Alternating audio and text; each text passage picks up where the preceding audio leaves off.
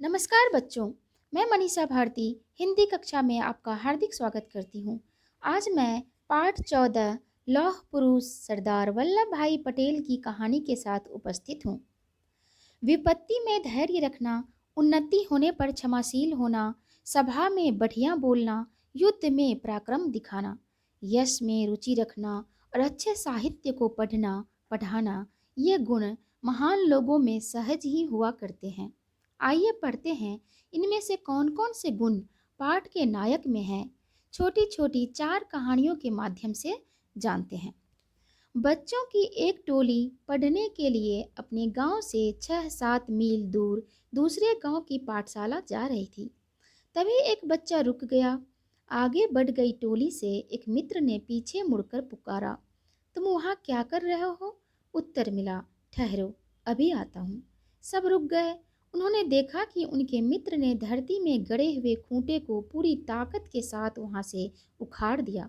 वह बोला, जो रास्ते की रुकावट बने उस खूंटे को निकाल फेंकना चाहिए। दूसरी कहानी है, एक वकील दत्तचित्त होकर अदालत में बहस कर रहा था। तभी उसके नाम एक तार आया। उसने तार पढ़ा और जेब में रख लिया। बहस उसी तरह चलती रही। बहस समाप्त हुई और अदालत का समय भी। सब बाहर निकले। एक साथी ने पूछा, वह तार कैसा था? उन्होंने कहा, पत्नी की मृत्यु की सूचना थी। वे कैंसर से जूझ रही थी। यह जानकर भी तुम बहस करते रहे? साथी ने कहा, हाँ, क्योंकि पत्नी तो चली गई, पर यदि मैं रुक जाता तो निरपराध को दंड मिल जाता। उन्होंने कहा, यह उनके जीवन की कहानी है। और तीसरी है, प्रारंभ में गांधी जी का अहिंसा और सत्याग्रह का विचार इस युवक को रास नहीं आया, किंतु उनकी देश सेवा की लगन, सच्चाई और सत्याग्रह की असली ताकत पहचान कर ये गांधी जी के अनुयायी बन गए। इस प्रकार गांधी जी भी पहले सोचते थे कि यह अक्खड़ पुरुष कौन है, किंतु जल्दी ही परमहंस रामकृष्ण ने अपने विवेकानंद को पहचान लिया और इस युवक ने वकालत छोड़कर देश सेवा को अपना धर्म बना लिया। चौथी कहानी तब की है जब वे भारतीय विधानसभा के अध्यक्ष थे।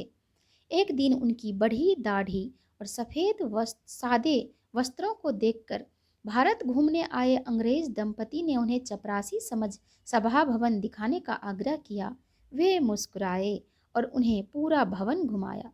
दंपति प्रसन्न हुए और 1 रुपया बख्शीश देना चाहा। उन्होंने विनम्रतापूर्वक मना कर दिया। वे लौट गए। अगले दिन दर्शक दीर्घा में बैठे दंपति ने जब उन्हें अध्यक्ष के रूप में कार्य करते देखा तो बहुत पश्चाताप किया।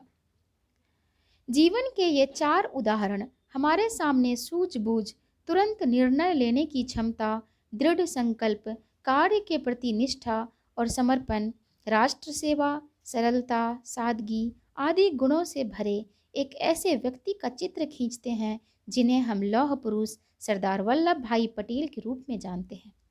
भारत के इतिहास में सरदार पटेल का नाम स्वर्णिम अक्षरों में लिखा गया है। भारतीय स्वतंत्रता आंदोलन में उनका योगदान अतुलनीय है। उन्होंने भारत को एक मजबूत लोकतांत्रिक देश के रूप में स्थापित करने में एक प्रमुख भूमिका निभाई। उनका जन्म 31 अक्टूबर 1875 को गुजरात के नाडियाड गांव में हुआ।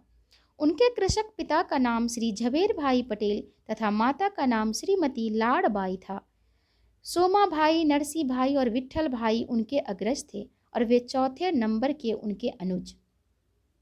वल्लभ भाई का बचपन कठिनाइयों से भरा था, किंतु धीरे धीरे ये कठिनाइयों का सामना करते हुए अपने जीवन पथ पर आगे बढ़ते गए।